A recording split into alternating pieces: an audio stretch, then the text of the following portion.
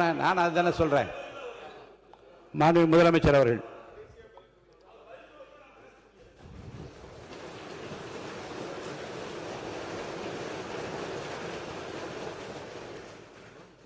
மாண்புமிகு பேரவைத் தலைவர் அவர்களே, காவிரி விவகாரத்தில் எதிர்கட்சி சில விவரங்களை கேட்டிருக்கிறாங்க. காவிரி நமக்கு உயிர் ஆதாரம், நம்மளோட உணர்வு ரீதியான ஒன்று. அதனால் அதை வச்சு அரசியல் பண்ணுற எண்ணம் துளி கூட நம்ம அரசுக்கு இல்லை.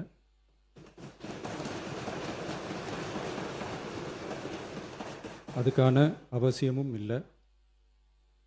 மேகதாது விவகாரத்தில் நாம் எல்லாரும் சேர்ந்து தான் தீர்மானம் போட்டோம். அதை நேர்முக கடிதமாக மாண்புமிகு பிரதமர் அவர்களுக்கும் அனுப்பி வச்சிருக்கிறோம். அதோடு நாம் அப்படியே இருந்துடல.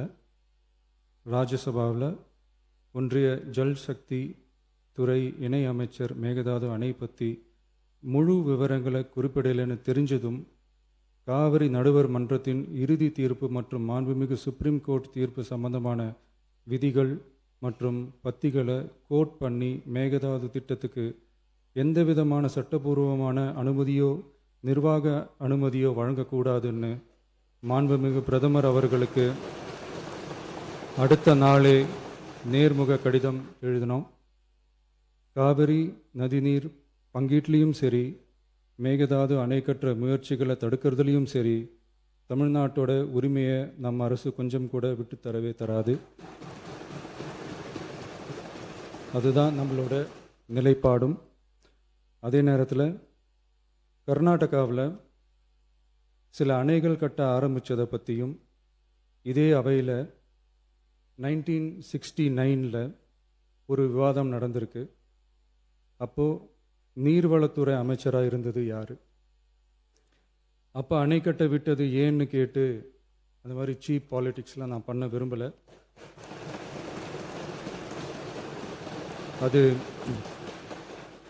அது நம்ம நோக்கமும் இல்லை. ஏன்னா காவிரி விவகாரத்தை ரொம்ப கவனமாக கையாளணும். எந்த கட்சி ஆளுகிறது, எந்த கட்சிக்கு பெருமை, யாருக்கு பெருமைன்னெலாம் பார்க்கக்கூடாது. இது தமிழக மக்களுடைய பிரச்சனை அப்படின்னு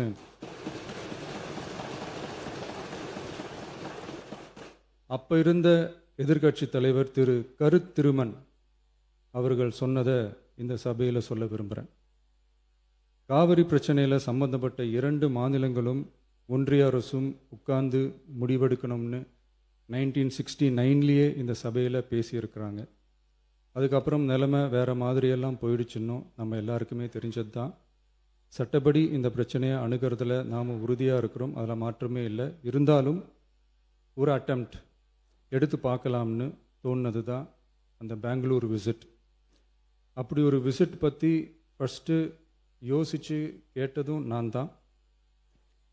நாம் பெங்களூர் போக நினச்சதை பற்றி பல ஒப்பீனியன்ஸ் வந்துச்சு. நாம் போக நினச்சதுக்கு காரணம், ஒருவேளை இந்த பிரச்சனை தீர்க்கறதுக்கான ஒரு பாசிட்டிவ் சைன் கிடைச்சா நல்லா இருக்குமேன்னு ஒரு எண்ணத்தில் தான். இன்றைய காலத்தில் பகை நாடுகளை பேசி தீர்க்க பார்க்குறாங்க. பக்கத்து மாநிலத்தோட பேசி பார்த்தா என்னன்னு நினச்சேன்.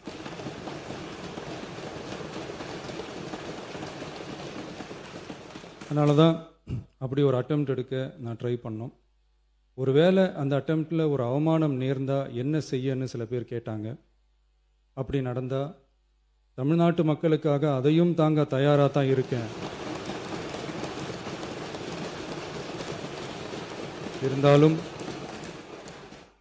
இருந்தாலும் நம்ம மேலே அன்பு காட்டின அத்தனை பேருக்கும் என்னோட நன்றிகள். இந்த காவிரி விவகாரம் பற்றி மாண்புமிகு நீர்வளத்துறை அமைச்சர் அவர்கள் உரிய விளக்கம் அளிப்பார். அதே மாதிரி காவிரி பிரச்சனையால் பாதிக்கப்பட்ட விவசாயிகளுக்கான அந்த இன்சூரன்ஸ் ப்ரீமியம் அரசே கட்டுறதை பற்றி கேட்டிருந்தாங்க. அதுக்கான விரிவான பதிலை மாண்புமிகு விவசாய அமைச்சர் அவர்கள் தருவார். அப்புறம் இந்த குறுவை சாகுபடிக்கு அந்த நிவாரண தொகுப்பு பற்றி எதிர்கட்சியிலேருந்து கேட்டிருந்தாங்க. அந்த குறுவை சாகுபடிக்கு அந்த நிவாரணம் ஏற்கனவே கொடுத்தாச்சு, வழங்கியாச்சு. இது அரசியலே நாங்கள் தான் அப்படின்னு சொல்லிக்கிறவங்களுக்கு இது எப்படி தெரியாமல் போச்சுன்னு எனக்கு தெரியல.